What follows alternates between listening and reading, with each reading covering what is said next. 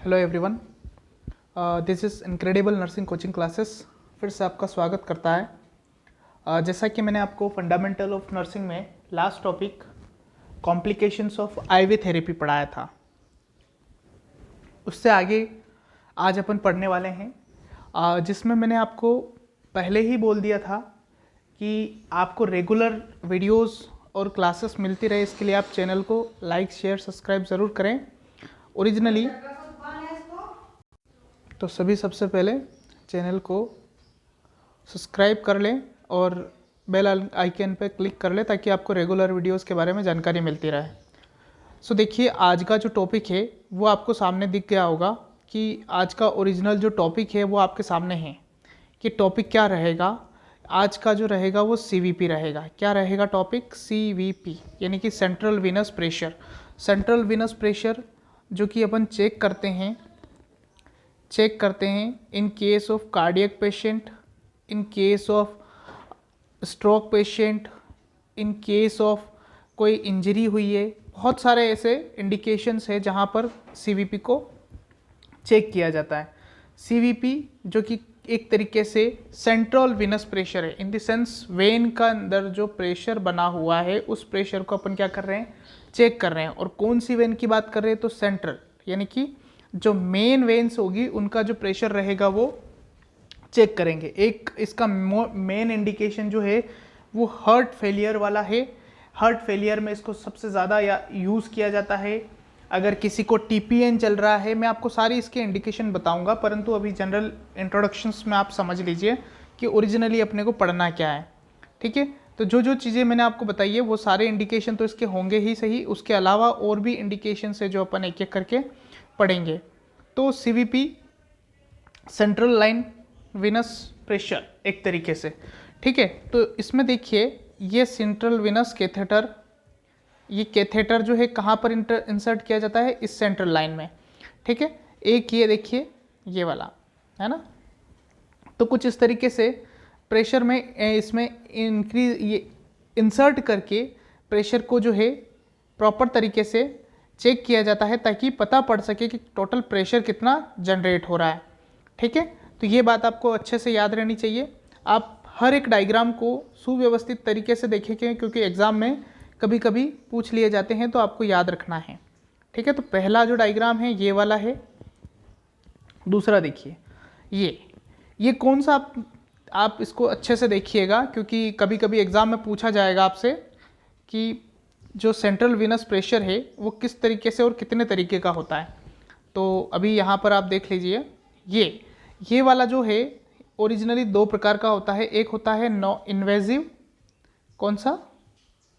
Invasive, और एक होता है नॉन इन्वेजिव। ये वाला नहीं है, ये डायग्राम है, इसमें मैं आपको क्लासिफिकेशन बता रहा हूँ कितने प्रकार का है। दो प्रकार का है, उसमें से ये वाला जो है ये वाला कहलाता है नॉन इन्वेजिव। नॉन इन्वेजिव, ये नॉन इन्वेजिव जो है CVP लाइन है, अर्थात इसमें कोई भी इन्वेजन का मतलब क्या? इन्वेजन का मतलब होता है कि किसी भी बॉडी पार्ट्स को हार्म पहुंचाकर या उसमें क्या करना है, होल करके किसी तरीके से प्रेशर को चेक करना, ब्लड की जांच करना, क्या कहलाता है? इन्वेजन कहलाता है। कहीं किसी होल में किसी ऐसी नुकीली चीज़ या फिर किसी चीज़ को इंसर्ट करना क्या कहलाता है? इन्वेजन कहलाता है। इन्वेजन का मतलब छेद करना, ठीक है। परंतु इसमें कहीं भी कोई भी छेद नहीं किया जाता है, ये डायरेक्ट प्रेशर अप्लाई किया जाता है 45 डिग्री एंगल पर, और उसके बाद में जो है CVP चेक किया जाता है। ये जुगुलर वेन पे किया जाता है। कौन सी वेन पे किया जाता है? जुगुलर वेन पे। ये अच्छे से याद रखिएगा, कौन सी वेन पे किया जाता है? जुगुलर वेन पे। उसके बाद ये वाला देखिए, ये है इन्वेजिव। ये कौन सा है? इन्वेजिव। ये बात याद रखिएगा, क्यों? क्योंकि इसमें इन्वेजन करते हुए मॉनिटर से कनेक्ट कर रखा है, जो कि क्या कौन सा कहलाएगा? ये इन्वेजिव CVP। ये दो तरीके के CVP हैं। कभी एग्जाम में अगर ऐसा क्वेश्चन दे दिया जाता है तो आपको ध्यान रखना है कि कौन सा क्वेश्चन क्या डिमांड कर रहा है, ठीक है। उसके बाद में देखिए, ये उसकी साइट, कुछ इंपॉर्टेंट साइट होती है। एक होती है सबक्लेवियन वेन की, एक है इंटरनल जुगुलर वेन की इंसर्शन। ये दोनों मोस्ट कॉमन साइट है, ये बात आप याद रखिएगा। दोनों की दोनों क्या है, मोस्ट कॉमन साइट है, जो कि ओरिजिनली सेंट्रल विनस प्रेशर के लिए उपयोग में ली जाती है। एक तो सबक्लेविकल वेन और एक जो है इंटरनल जुगुलर वेन। ठीक है, इजीली इंसर्शन के लिए इंटरनल जुगुलर वेन का उपयोग किया जाता है। और सबसे इंपॉर्टेंट बात यह है कि ये कौन से साइड पे किया जाता है, तो ध्यान रखिएगा। प्रायोरिटी अगर आपसे पूछा जाए तो राइट साइड याद रखना है। राइट साइड अगर याद रखेंगे तो अच्छा रहेगा। क्यों? क्योंकि वहाँ पर प्रेशर थोड़ा लोअर होता है। अगर आप डायरेक्टली लेफ्ट साइड कर लेंगे, अगर आप जो है लेफ्ट साइड कर लेंगे तो यहाँ पर आपका प्रेशर क्या रहेगा, ज़्यादा जनरेट रहेगा, जिसकी वजह से मिसअंडरस्टैंडिंग होगी। तो उसी को ध्यान में रखते हुए आपको ये याद रखना है कि आपको कौन सा कॉमन साइड रखना है, राइट साइड याद रखना है। ये तो लेफ्ट साइड है, परंतु ये जो साइड है ये राइट है। ठीक है, इस तरीके से आपको याद रखना है अच्छे से। क्लियरली आपको इस बात का इंडिकेशन पता होना चाहिए कि ओरिजिनली कहाँ क्यों यूज़ करते हैं। ठीक है, राइट साइड प्रायोरिटी है, लेफ्ट साइड कर सकते हैं, पर प्रायोरिटी जो है वो किस साइड है, लेफ्ट साइड है। कौन कौन से इंडिकेशन हैं वो भी बताएंगे, लेकिन साइड तो इसमें आप देख लीजिए कि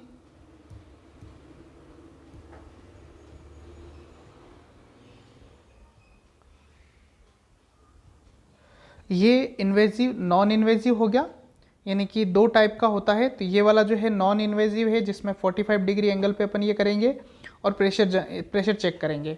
मैं आपको ये सारे वापस रिटर्न दिखा दूंगा। ये इन्वेजिव हो गया, जिसमें डायरेक्ट जो ब्लड है वो डायरेक्ट एक मॉनिटर से कांटेक्ट में है और एक अपने जो प्रेशर बेग है उससे कांटेक्ट में है। उसके बाद सेंट्रल वेनस प्रेशर जो होता है, दो जगह इसकी कॉमन साइट है, वो कौन कौन सी है, एक तो सबक्लेवियन वेन है और एक इंटरनल जुगुलर वेन। ठीक है, तो जुगुलर वेन का प्रेशर भी इसमें चेक हो जाएगा और कॉमन साइट राइट साइड है। ठीक है, उसके बाद में ये पोजीशन इंसर्शन और रिमूवल के लिए उपयोग में ली जाती है, तो इसको ध्यान रखना है। ये पेशेंट, शॉक वाले पेशेंट जो होते हैं उनमें भी इन्हीं का उपयोग होता है। उसके बाद में ये देखिए नॉन टनल्ड और टनल्ड दो प्रकार के हैं। तो जो टनल्ड है वो लंबे समय से यूज़ करने के लिए, यानी कि मोर देन 1 मंथ से ज़्यादा अगर आप किसी कैथेटर को यूज़ कर रहे हैं तो क्या यूज़ करेंगे, टनल्ड वाला का यूज़ करेंगे। और नॉन टनल्ड वाला कब करेंगे, जब आपको कम समय के लिए करना हो। ये बात अच्छे से याद रखिएगा। इसको आप इस तरीके से चेक कर सकते हैं। देखिए ये कुछ इस तरीके का टनल ये देखिए ये टनल बन रहा है और यहाँ पर टनल नहीं है, ये डायरेक्ट है। तो ये बात याद रखिएगा, कभी अगर एग्ज़ाम में पूछ लिया जाए तो इस तरीके से आप इसको याद रख सकते हैं। हीमोडायनेमिक मॉनिटरिंग, अपन जो भी पढ़ रहे हैं ये टॉपिक है हीमोडायनेमिक मॉनिटरिंग का। अर्थात हीमोडायनेमिक मॉनिटरिंग में बहुत सारे कंपोनेंट है। हार्ट रेट होता है,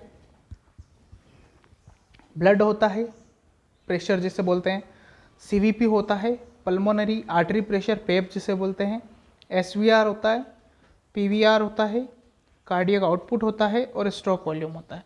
इतने सारे टॉपिक्स आते हैं, परंतु अपने जो इम्पोर्टेंट टॉपिक है वो अभी जो अपन पढ़ रहे हैं वो क्या है, सीवीपी। हर एक को पढ़ेंगे परंतु अभी नहीं। अब देखिए सबसे पहले सीवीपी की बात कर लेते हैं। तो central venous pressure, central venous pressure में सेंट्रल वेन का प्रेशर चेक करना क्या कहलाता है, सेंट्रल वेनस प्रेशर। किसके द्वारा करते हैं, तो प्लास्टिक का एक कैथेटर होता है उसके द्वारा, प्लास्टिक कैथेटर के द्वारा। किसके द्वारा, प्लास्टिक कैथेटर के द्वारा प्रेशर का चेक करना सेंट्रल वेनस या सेंट्रल इंसर्टेड इनटू जो सेंट्रली वेन है उसमें इंसर्ट करना किसी प्लास्टिक कैथेटर का सेंट्रल वेनस लाइन कहलाता है या सेंट्रल वेनस प्रेशर को चेक करना कहलाता है। ठीक है, उसके बाद अब इसके इंडिकेशन देखिए। इंडिकेशन, आखिर सेंट्रल वेनस प्रेशर लेने की ज़रूरत क्या पड़ गई, है ना। तो सबसे पहले बात करते हैं, पहला इंपॉर्टेंट टॉपिक है टू एडमिनिस्टर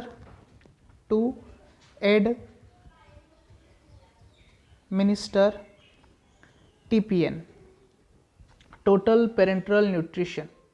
क्या बोल रहा हूँ, टोटल पेरेंटल न्यूट्रिशन। अगर किसी पेशेंट को टोटल पेरेंटल न्यूट्रिशन देना है तो आप सीवीपी चेक करेंगे। क्यों करेंगे, मान लीजिए अगर किसी पेशेंट को सीवीपी अगर आपने बिना चेक किए अगर उसको टीपीएन चढ़ा दिया तो उसका प्रेशर बढ़ेगा और उसके हार्ट पे लोड बढ़ने के साथ साथ उसको जो है कभी कभी चांसेस हैं कि उस पेशेंट में हार्ट फेलियर हो सकता है।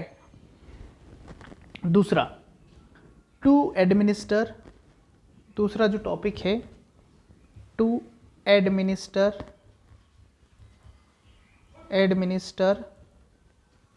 Hypertonic solution. क्या बोला मैंने? Hypertonic solution. हाइपरटोनिक सॉल्यूशन दे रहे हैं तो उस कंडीशन में भी आपको क्या करना होता है कि ये सीवीपी को ऐड करना होता है।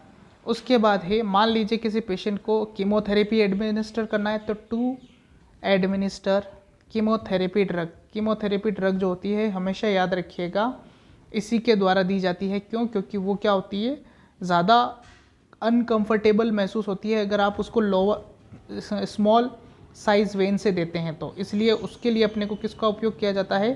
सीवीपी का उपयोग किया जाता है, टू एडमिनिस्टर कीमोथेरेपिक ड्रग, है ना। कीमोथेरेपिक ड्रग, अगर कीमो ड्रग हैं उनको एडमिनिस्टर करना है तो उसके लिए भी आपको किसका उपयोग करना पड़ेगा? सीवीपी का उपयोग करना पड़ेगा। ठीक है। उसके बाद जो होता है, अगर मान लीजिए कोई कार्डियक ड्रग देनी है आपको, कार्डियक ड्रग देनी है तो उसके लिए भी आपको किसका उपयोग करना पड़ेगा? उसके अलावा एक और हो सकता है कि किसी लार्ज अमाउंट ऑफ फ्लूइड को देने के लिए, मान लीजिए किसी को पेशेंट को ज़्यादा फ्लूइड देना है लार्ज अमाउंट में, तो उसमें भी अपन क्या कर सकते हैं, जैसे बर्न वाला पेशेंट हो गया। ठीक है, अगर जब तक बर्न वाले पेशेंट में मान लीजिए अगर जब तक उसके नेक रीजन में जलना नहीं हो तब तक आप सेंट्रल विनस प्रेशर को अवॉइड नहीं करेंगे। बाकी इसी से आप क्या करेंगे, ये लाइन डालेंगे और इसी से आपको ये करना है, प्रेशर भी मेजर करना है, फ्लूइड भी देना है, सब कुछ करना है। ठीक है। उसके बाद मान लीजिए बार बार सैंपलिंग करने की ज़रूरत पड़ रही हो, विनस सैंपलिंग करने की ज़रूरत पड़ रही हो, तो रिपीटली एंड फ्रिक्वेंटली अगर आपको विनस सैंपलिंग ज़रूरत पड़ रही है, repeat and frequent Venus sampling के लिए आप किसका उपयोग करेंगे?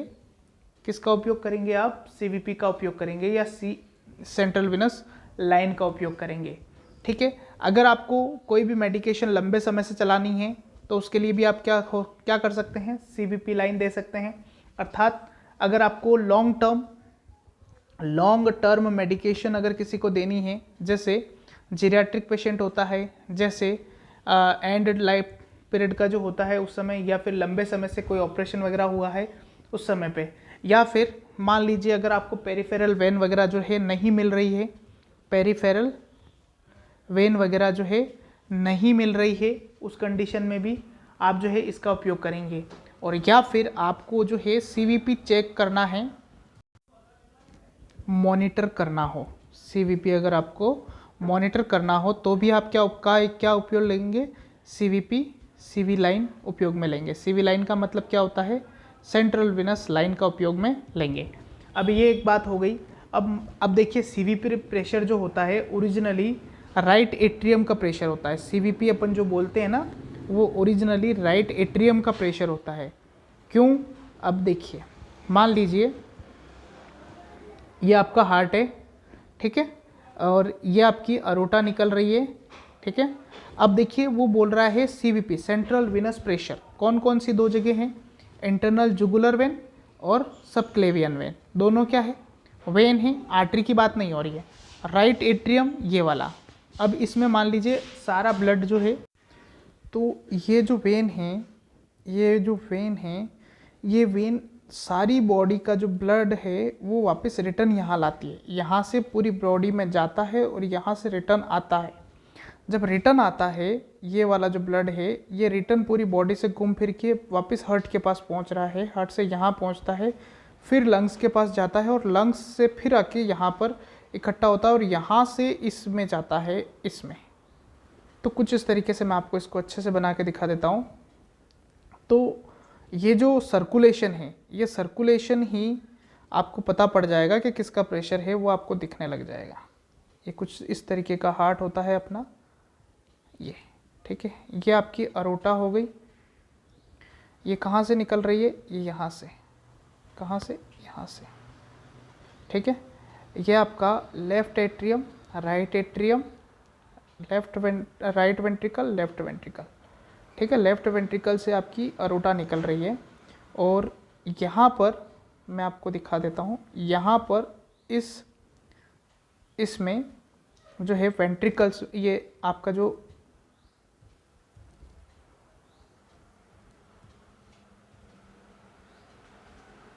ये राइट एट्रियम में है, इसमें पल्मोनरी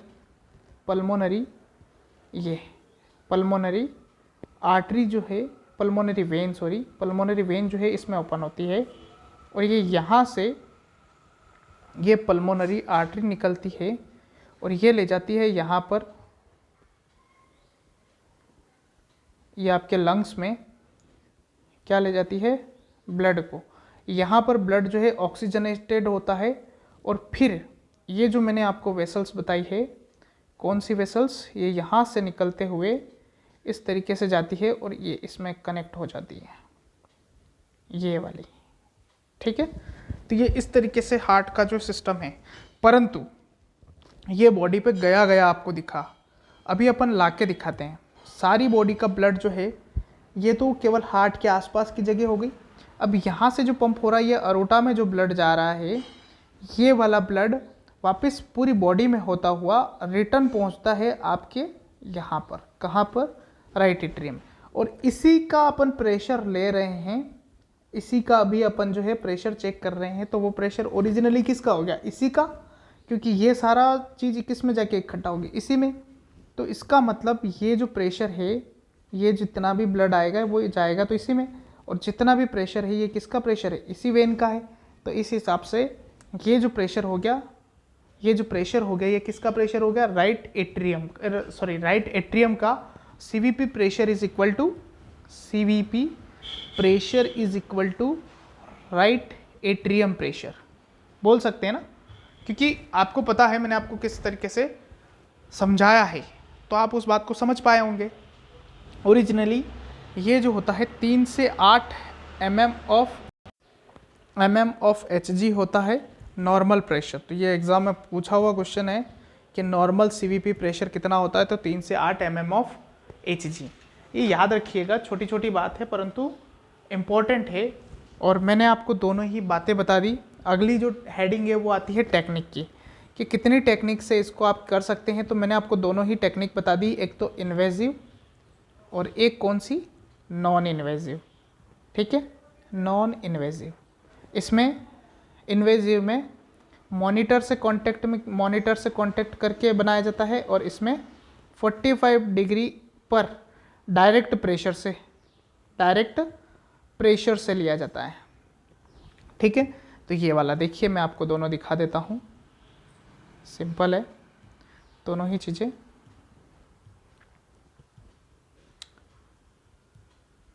ये देखिए, ये जो है ये 45 डिग्री एंगल पर प्रेशर डालने के साथ साथ में यहाँ पर जो प्रेशर आएगा वो 3 से 8 mm ऑफ Hg आएगा, ठीक है। और यही प्रेशर डायरेक्ट लिया जाता है इंटरनल जुगुलर वेन के बाद में, बाहर की तरफ से लिया जा रहा है। ये देखिए, इंटरनल जुगुलर वेन से ये प्रेशर डायरेक्ट लिया जा रहा है। ये प्रेशर कहलाता है, दैट इज नॉन इन्वेजिव। कौन सा है ये मेथड, नॉन इन्वेजिव मेथड। इसमें कोई भी छेद नहीं किया जा रहा है बॉडी में, डायरेक्ट बाहर से ही ले रहा है, ठीक है। उसके बाद में दूसरा देखिए, ये वाला, इसको आप देखिए, ये जो है आपको ओरिजिनली पता पड़ रहा होगा, ये है इन्वेजिव मेथड। कौन सा मेथड है, इन्वेजिव मेथड, क्योंकि यहाँ देखिए ये ब्लड डायरेक्ट एक तो यहाँ पर कांटेक्ट में है और एक यहाँ पर कांटेक्ट में। ये प्रेशर बैग है और ये यहाँ पर मॉनिटर लगा हुआ है, तो मॉनिटर से कांटेक्ट करके मॉनिटर में ब्लड का चेकअप किया जा रहा है। ये कौन सा हो गया, इन्वेजिव मेथड। और इसमें देखिए ब्लड से कांटेक्ट में जो भी चीज़ आती है वो इन्वेजन हो जाता है। कभी भी कोई भी अगर आप प्रोसीजर कर रहे हैं, अगर उसमें ब्लड कांटेक्ट में आ रहा है, मतलब वो इन्वेजिव प्रोसीजर हो चुका है, ठीक है।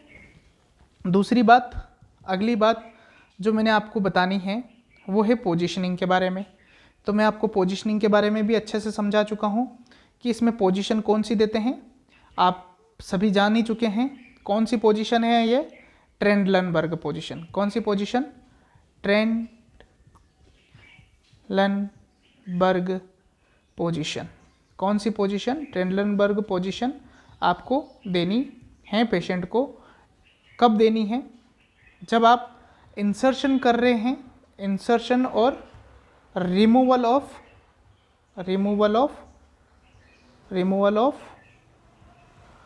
सीवीपी, दोनों टाइम पे आपको कौन सी पोजीशन देनी है? आपको ट्रेनलनबर्ग पोजीशन देनी है। अब ये किस वजह से देती हैं? ताकि एक तो क्या होगा कि जैसे ही आप उसको ट्रेनलनबर्ग पोजीशन देंगे वो वेन जो है डिस्टेंडेड हो जाएगी, इजीली सेंट्रल लाइन इंसर्शन हो सकेगा और कोई भी एम्बोलाइज्म बने के प्रिवेंट हो जाएगा। यानी कि इसके जो इंडिकेशन है ये पोजीशन देने के पीछे, तो टू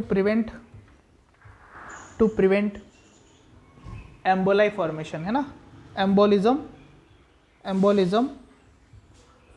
प्रिवेंशन के कारण इसको किया जाता है। ठीक है। एक to distended vein, to distended neck vein, मतलब नेक वेन को फुलाने के लिए। आप उल्टी पोजीशन देंगे तो प्रेशर वापस रिटर्न जनरेट होगा ना, तो उसकी वजह से। उसके बाद में देखिए एक चीज़ और आपको मैं थोड़ी समझाना रह गई है, वो थोड़ा सा आप देख लीजिए। जो सीवीपी की जो लाइन होती है वो लेंथ जो होती है, लेंथ कितनी होती है सीवीपी की? वो होती है ओरिजिनली 6 से 12 इंच में। अगर आपसे सेंटीमीटर में पूछा जाए तो 15 to 30 सेंटीमीटर, और अगर फीट में पूछा जाए तो लगभग आधे फीट से 1 फीट तक, 1 फीट है ना।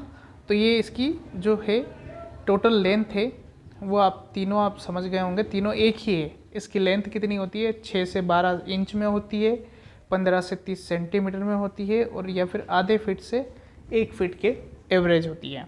ये तो इसके लेंथ के बारे में हो गया। अब इसका डायमीटर देखिए, डायमीटर इतना इम्पोर्टेंट नहीं है परंतु फिर भी याद रख लीजिएगा। 7 फ्रेंच का जो है इसका डायमीटर होता है, 7 फ्रेंच। कितना फ्रेंच? 7 फ्रेंच का।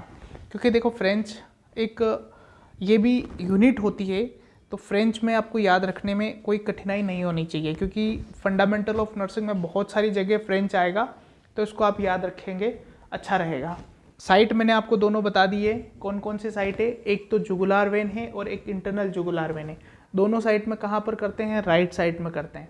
ये भी आपको याद होना चाहिए। तो साइट में आपको बता चुका हूँ।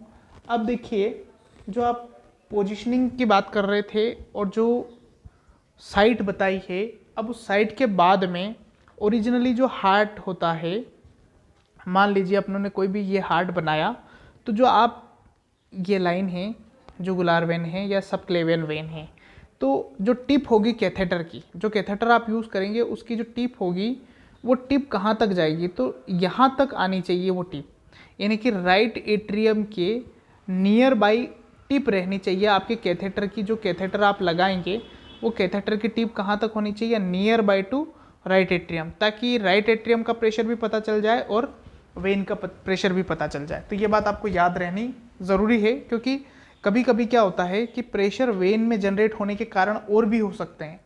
अर्थात मान लीजिए ये वेन जो है डिस्टेंडेड हो जाती है, तो यहाँ का प्रेशर क्या हो जाएगा? कम हो जाएगा, और आपको जो प्रेशर चेक करते समय राइट एट्रियम का प्रेशर दूसरा जाएगा और इसका प्रेशर दूसरा जाएगा। तो दोनों के प्रेशर में वेरिएशन ना आए उसके लिए आपको क्या करना है? ये जो टिप है कैथेटर की, ये कैथेटर की जो टिप है आपको nearby to the right atrium रखनी है। ठीक है, इस बात को अच्छे से याद रखिएगा, क्योंकि कभी भी दोनों के प्रेशर में वेरिएशन ना आए उसके लिए आपको ये टिप को यहाँ पर रखना है। अब इसके बाद में एक बात और इम्पोर्टेंट है जो कि एग्जाम में बहुत बार क्वेश्चन आया हुआ है कि कन्फर्मेटरी जो प्लेसमेंट है, कन्फर्मेटरी प्लेसमेंट है वो कैसे पता पड़ेगा? क्या कोई ऐसा साउंड है या फिर कोई ऐसी मशीन है जिसके द्वारा अपन पता लगा सकते हैं? तो कन्फर्मेटरी कोई भी इंटरनल अपन अगर प्रोसीजर कर रहे हैं और इंटरनल कोई भी चीज़ इम्प्लांट कर रहे हैं, आप मेरी बात को अच्छे से सुनिएगा कि कोई भी इंटरनल इम्प्लांट कर रहे हो, कोई भी चीज़ हो, जैसे आप एनजी ट्यूब ले लीजिए, जैसे आप ट्रेकोस्टोमी ट्यूब ले लीजिए, जैसे आप जो है ये सीवीपी लाइन ले लीजिए, या फिर आप जो है एंडोस्कोपी ले लीजिए, उसका कन्फर्मेटरी आपको कैसे पता पड़ेगा? एक्सरे के द्वारा। किसके द्वारा? एक्सरे के द्वारा। तो ये बात याद रखिएगा कि कन्फर्मेटरी जो प्लेसमेंट है वो कैसे पता पड़ेगा, एक्सरे के द्वारा। तो इस बात को ध्यान रखिएगा कि कन्फर्मेटरी कैसे पता पड़ता है। तो कन्फर्मेटरी कुछ इस तरीके से पता पड़ता है। अब एक और बात थोड़ा और समझ लीजिए कि जो सीवीपी की जो पोर्ट होती है ना, जैसे मान लीजिए ये कैथेटर का मुंह है, ये अब ये कैथेटर का मुंह है और ये जो मुंह है ये पीछे की तरफ रहता है, जहाँ पर 3 पोर्ट पाए जाते हैं। कितने पोर्ट होते हैं? 3 पोर्ट प्रेजेंट होते हैं और ये तीनों पोर्ट इस तरीके से होते हैं। एक जो पोर्ट होता है, तीनों पोर्ट अलग अलग काम के लिए उपयोग में आते हैं, तीनों का मैं बता रहा हूँ, आप अच्छे से याद रखिएगा। एक होता है वीनस सैंपलिंग के लिए, वीनस सैंपलिंग के लिए, ठीक है। एक होता है हाइपरटोनिक सॉल्यूशन के लिए, हाइपरटोनिक सॉल्यूशन के लिए मतलब इंसर्ट करने के लिए, है ना। इस बात को याद रखिएगा कि हाइपरटोनिक सॉल्यूशन देने के लिए एक अलग से होता है। और एक जो पोर्ट होता है वो पोर्ट होता है ब्लड ट्रांसफ्यूजन के लिए, बीटी के लिए, अर्थात ब्लड ट्रांसफ्यूजन हुआ, आईवी फ्लूइड्स हुआ। देखिए आईवी फ्लूइड्स और हाइपरटोनिक फ्लूइड्स में थोड़ा सा डिफरेंस है। हाइपरटोनिक फ्लूइड में सॉल्यूट्स की मात्रा ज़्यादा होती है, सॉल्यूशन कम होता है, और आईवी फ्लूइड्स में नॉर्मल अमाउंट्स ऑफ होता है। और विनस सैंपलिंग एक जगह से लिया जाता है तो उसके लिए एक अलग पोर्ट होता है। ये 3 पोर्ट होते हैं, तीनों अलग अलग कलर के होते हैं। देखिए विनस सैंपलिंग का जो पोर्ट होता है वो वाइट कलर का होता है। ये इंपॉर्टेंट बात है, आप अच्छे से याद रखिएगा, अगर इसको आप भूल गए तो गड़बड़ हो जाएगी। जो हाइपरटोनिक के लिए होता है वो ब्राउन कलर का होता है और जो बीटी का होता है वो ब्लू कलर का होता है, ठीक है। तो बीटी ब्लू हो गया और सैंपलिंग वाइट हो गई और ब्राउन जो है वो हाइपरटोनिक सॉल्यूशन हो गया। इसको आप अच्छे से याद रखेंगे क्योंकि ये कलर जो कोडिंग है, ये कलर कोडिंग बहुत इंपॉर्टेंट है, क्योंकि अलग अलग तरीके के अलग अलग फ्लूइड जो हैं वो प्रोवाइड करवा रहे हैं, अलग अलग सारी चीज़ें हैं, ठीक है। जो विनस सैंपलिंग का जो वाइट वाला कलर होता है वो लॉन्ग होता है, ज़्यादा लंबा होता है, लॉन्ग इन साइज में होता है, क्योंकि ये क्या होता है कि ओरिजिनली डिजिटली यूज़ किया जाता है, ठीक है। और सबसे लंबा कौन सा होता है? वाइट कलर वाला होता है। बीटी के लिए जो यूज़ किया जाता है इसको अपन टीपीएन सेट भी बोलते हैं। क्या बोलते हैं? टीपीएन लाइन भी बोलते हैं, क्योंकि यहाँ से अपन क्या दे रहे हैं? आईवी फ्लूइड्स दे रहे हैं, एंटीबायोटिक वगैरह दे रहे हैं। रूटीन एंटीबायोटिक वगैरह या आईवी फ्लूइड्स देना है तो वो किसके द्वारा देंगे? ब्लू के दिया। उसके बाद में ब्राउन कलर का जो आता है वो स्मॉल इन लेंथ होता है, यानी कि कम लेंथ वाला होता है। और मीडियम लेंथ कौन सा हो गया? जो आपका ब्लू कलर का हो गया, ठीक है। तो ये सारी चीज़ें आपको याद रखनी है। उसके बाद आता है type of central line. Type कौन कौन से हैं मैं आपको पहले ही बता चुका हूँ, टनल्ड और नॉन टनल्ड। जो टनल्ड है और जो नॉन टनल्ड है वो क्यों यूज़ किया जाता है वो भी मैं आपको पहले डिस्कस कर चुका हूँ, लेकिन फिर भी एक बार और मैं आपको बता देता हूँ कि वो कब क्यों यूज़ किया जाता है।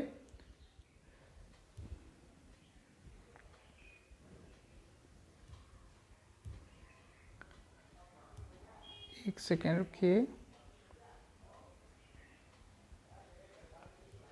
ये रहा। देखिए ये इसके क्लासिफिकेशंस हैं, टनल्ड और नॉन टनल्ड, यानी कि टाइप्स ऑफ सीवीपी जो अपन पढ़ रहे हैं अभी उसका क्लासिफिकेशन ये है, नॉन टनल और tunnel.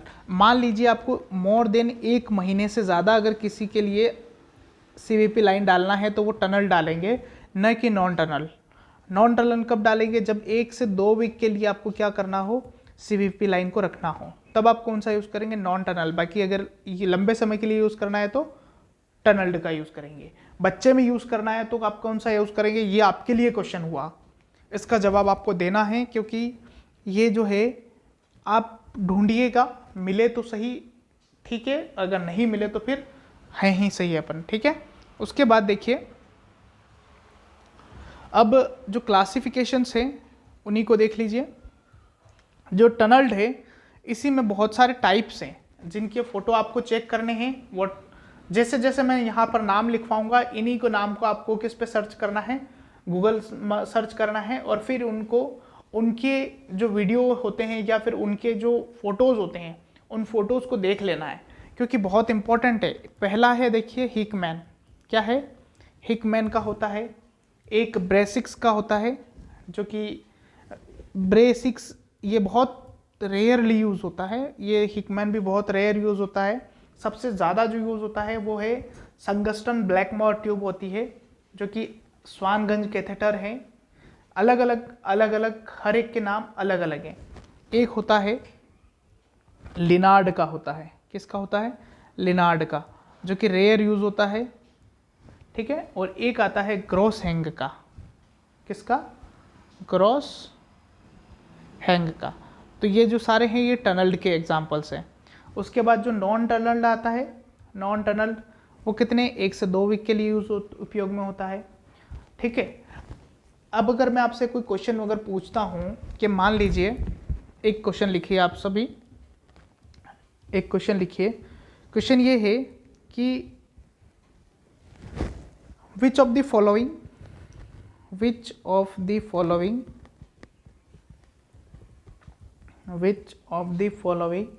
catheter is used for central venous, central line बोल सकते हैं, सेंट्रल लाइन बोल दिए, ठीक है। सेंट्रल लाइन एक्सेप्ट, क्वेश्चन पूछ रहा हूँ एक्सेप्ट वाला, ठीक है, आपको याद रखना है। उसके बाद A, B, C और D ऑप्शन डाल दीजिए। उसमें पहला लिखिए हिकमैन, जो कि मैं आपको बता चुका हूँ। एक लिखिए ग्रॉस वाला, एक लिखिए लियार्ड वाला, और एक लिखिए स्वानगंज कैथेटर। अब स्वानगंज जो कैथेटर है वो ये याद रखने की बात है कि स्वानगंज कैथेटर आपका इसमें उपयोग नहीं होगा, ठीक है। सो कौन सा कैथेटर आप यूज़ नहीं करेंगे, ये तीनों तो आपको पता हो गया है कि ये तीनों तो आपको यूज़ करने हैं, ये भी करना है, ये भी करना है, लेकिन ये नहीं करना है, ठीक है। स्वानगंज कैथेटर जो होता है वो पल्मोनरी वेज प्रेशर के लिए होता है, जो कि अपन पल्मोनरी आर्टरी जो होती है उसका प्रेशर चेक करते हैं, और उसका प्रेशर चेक करने के लिए कौन सा कैथेटर यूज़ किया जाता है? स्वानगंज कैथेटर, जिसका प्रेशर होता है 2 से 14 mm ऑफ Hg, ठीक है। याद रखिएगा पल्मोनरी वेज प्रेशर, क्या लिख रहा हूं? पल्मोनरी वेज प्रेशर कितना होता है? 2 से 14 mm ऑफ Hg। कौन सा कैथेटर? स्वानगंज कैथेटर, ठीक है। तो ये याद रखिएगा, स्वानगंज कैथेटर जो होता है वो उपयोग में लाया जाता है, ठीक है। उसके बाद कुछ एक और टाइप का होता है जिसे अपन पिक लाइन बोलते हैं। क्या बोलते हैं? PII, pick line. कौन सी लाइन हो गई? पिक लाइन जिसे बोलते हैं, पेरिफेरल इंसर्टेड सेंट्रल कैथेटर। कौन सी लाइन है? पेरिफेरल, इसका पूरा नाम लिख लीजिए, पेरिफेरल इंसर्टेड सेंट्रल लाइन, ठीक है। ये याद रखिएगा, पेरिफेरल सेंट्रली इंसर्टेड जो लाइन होती है वो पिक लाइन कहलाती है। इसका फोटो आप जरूर देख लीजिएगा, क्योंकि एग्जाम में बहुत बार पूछा हुआ है, इंपॉर्टेंट है पिक लाइन के बारे में, है ना। एक अगला देखिए, या फिर एक काम करेंगे कि मैं आपको सारे जो जितने भी हैं उसकी एक अलग से जो है PDF आपको अवेलेबल करवा दूंगा, या फिर आप जो ऐप है उसके ऊपर PDF करके लिखा हुआ है, वो सब्जेक्ट वाइज PDF बना रखी है, उसमें आप जाइएगा, फंडामेंटल ऑफ नर्सिंग की PDF बना रखी है, उसमें फिर टॉपिक लिखा हुआ है मैंने, सब टॉपिक करके, CVP टॉपिक करके, वहाँ पर आप चेक कर लीजिएगा। वहाँ पर आपको सारे जितने भी इमेज बेस्ड क्वेश्चन है वो भी मिल जाएंगे साथ में, ठीक है। इमेज बेस्ड क्वेश्चन बहुत ज़्यादा ज़रूरी है, ये बात याद रखिएगा, क्योंकि इमेज बेस्ड क्वेश्चन क्या है कि आप लोगों के लिए मिनिमम एग्जाम में 40 नंबर कवर करवाएंगे, जो कि एक किसी भी कंपनी, किसी भी जो आप कंपटीशन है उसमें आगे निकलने में काम सहायता देंगे। क्योंकि मान लीजिए अगर आप 1 नंबर से रह रहे हैं और अगर 1 नंबर आपका अगर इमेज बेस की वजह से सही हो जाता है, तो 1 नंबर का मायना आप तब सीखेंगे जब आप कभी भी आप रिजल्ट चेक करिएगा, जो वेटिंग लिस्टें निकलती है ना उसको चेक करिएगा, उस वेटिंग लिस्ट में आपको पता पड़ेगा कि 1 नंबर की क्या कीमत है। क्योंकि जो बंदा 100 पॉइंट में भी रहता है ना, 0.6, 0.7, 0.8, 0.9, वहाँ पर देखिएगा कि कितने पॉइंट में कितने लड़के आ रहे हैं। कभी कभी वेटिंग लिस्ट एक ही नंबर के पॉइंटों वाली निकल जाती है। एक ही नंबर के पॉइंटों वाली मतलब होता है 106 के बाद में अगर पॉइंट 1 से 9 के बीच के जो अंक हैं वो भी होते हैं ना, तो उसी में पूरी लिस्ट भर जाती है और बाकी के नंबर ही नहीं आते हैं। तो वो एक नंबर वहाँ मायने रखता है कि अगर आपका एक नंबर ज़्यादा होता तो पहले आपका नाम आ जाता। ठीक है, तो ये बात याद रखिएगा। उसके बाद एक और है चौथी लाइन, जो कि इम्प्लांटेबल या फिर इम्प्लांटेबल वस्कुलर पोर्ट आता है, जो कि रेयरली यूजेबल है, पर कीमोपोर्ट जैसे बोलते हैं या फिर एक और बोलते हैं असिस्ट डिवाइस जिसे बोलते हैं, प्रेजेंट ऑन स्किन ओनली, जो कि इम्प्लांटेबल वस्कुलर पोर्ट हो गया, कीमोपोर्ट हो गया। तो ये केवल कीमोपोर्ट के लिए उपयोग में आ जाता है, इसलिए यहाँ पर उपयोगी नहीं है। ठीक है, तो ये जो है सारे के सारे पोर्ट मैंने आपको सिखा दिए हैं सीवीपी के लिए। सेंट्रल वेज प्रेशर जो होता है, इसको आप समझिए कि कैथेटर जो है इंसर्टेड किया जाता है सुपीरियर वेना केवा से राइट एट्रियम में, और राइट एट्रियम से राइट वेंट्रिकल में, और राइट वेंट्रिकल से पल्मोनरी आर्टरी में, और उसके बाद वहाँ का जो प्रेशर चेक किया जाता है वो पल्मोनरी वेज प्रेशर कहलाता है। आप इसको इस तरीके से समझिए कि ये आपका हार्ट है। ठीक है, अब कोई भी कैथेटर इंसर्टेड कर रहे हैं तो वो यहाँ से आएगा। देखिए आप इस तरीके से, अब अपन इस कैथेटर को इंसर्ट करने जा रहे हैं, तो ये कैथेटर देखिए,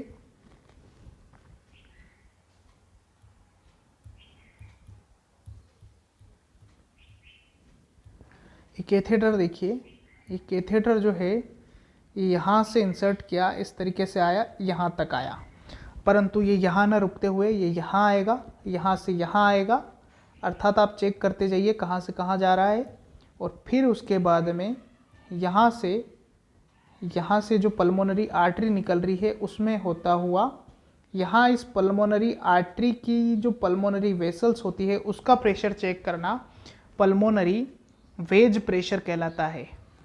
ठीक है, याद रखिएगा, इस बात को भी याद रखना है कि ये क्या है, ये PW है, पल्मोनरी वेज प्रेशर, और यहाँ तक आए तो राइट एट्रियम का प्रेशर, और अगर यहाँ तक आए तो CVP प्रेशर। तो सारे प्रेशर आपको याद रखने हैं। राइट एट्रियम और CVP प्रेशर बराबर होता है, इसलिए 2 से 8 आप ये अच्छे से याद रख सकते हैं, और पल्मोनरी वेज प्रेशर 2 से 14 याद रखिए।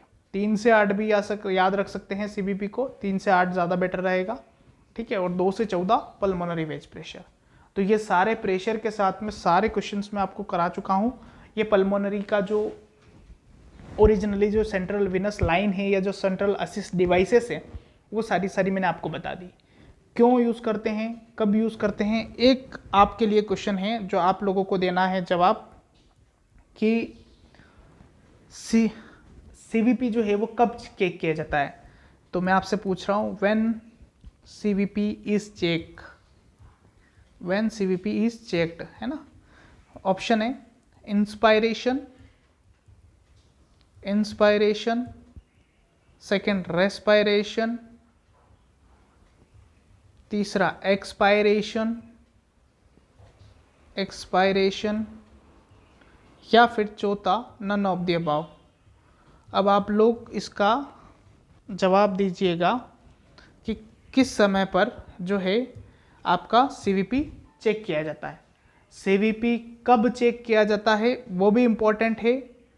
सबसे इम्पॉर्टेंट बात ये है कि आप जो CVP चेक कर रहे हैं वो करना कब है। इम्पॉर्टेंट चीज़ ये भी है कि कहाँ तक आपको जो है ये कैथेटर को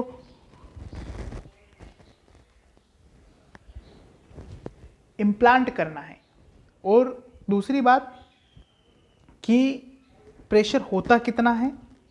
और प्रेशर अगर आपसे मैं पूछूं तो आप उसको बोलेंगे 3 से 8 mm ऑफ Hg, है ना।